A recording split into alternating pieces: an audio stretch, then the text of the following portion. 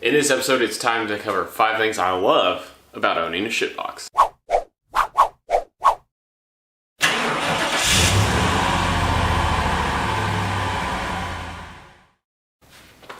Welcome to the channel. My name is Grant Tommy. This is Straight Six Fan, helping you build your hot rod and your confidence without a ton of money.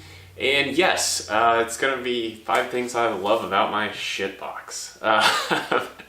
Yes, what a beautiful term of endearment for Project Ford Fairmont, my 1978 Ford Fairmont $4,000 budget build.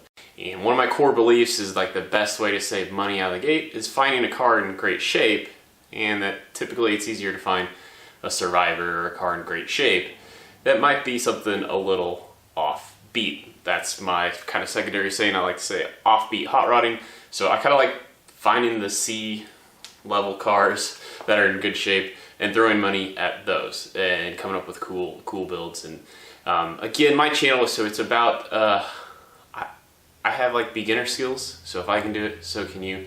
And so the other thing I figure is, well, I'm not gonna screw up a shitbox. So with that, let's put 5 minutes on the clock and let's get started. All right, number 1 is what I like about my shitbox is that it's not an LS car. That's not me talking crap against people who've put LS motors into cars like this early Fox body. I'm just saying that's almost getting to be so mainstream now that I really wouldn't stand out here on the internet if I was yet another LS swapped Ford Fairmont. So I don't know, for a lot of you guys, my 302 is not going to be that fast at all, but that's not what I'm going for. I wasn't trying to make the ultimate street machine. I'm trying to build a budget build. Which in turn leads me to my next point. It is in fact budget-minded, relatable, and creative. Creative because, well, still, even though they're getting more popular, they're not that popular, right? So relatable because you can find them in this great shape. So, the approach of this build has always been, I don't have the space, to do a motor swap. I mean, my garage isn't deep enough to have an engine hoist in here. I don't have the resources to hold a donor car out in the driveway. I just don't have those are my limitations. And so that's why I'm doing the GT40P head swap. It's like this Arab car, albeit a low compression V8 motor, they still had V8s in it. So what can we do with what's already in the car?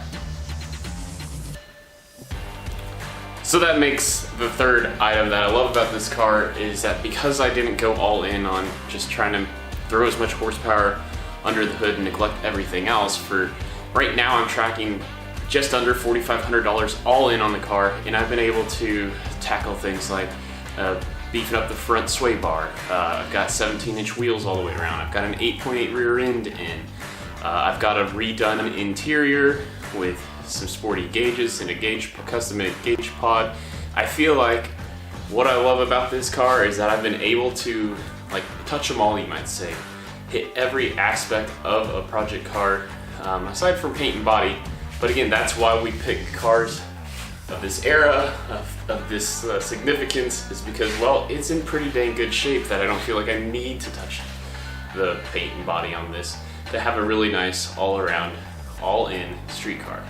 And with that brings me to my next point. What I love about it is that you would really have to have a pretty trained eye to pick up on all the little things that I've done. Like, all in, a lot's changed about the car. But if you're not savvy enough, you're not good enough to understand like proportions, and you would never have a wheel tire combo like I have, 17-inch wheels in 1978.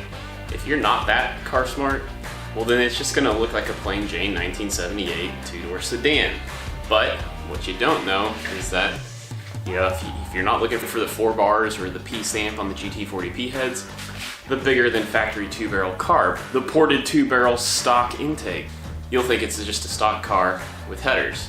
If you aren't looking that close, the way I'm gonna finish out the exhaust is gonna look exactly like stock exhaust. It's just gonna be 2.5-inch pipe instead of 2 1/4.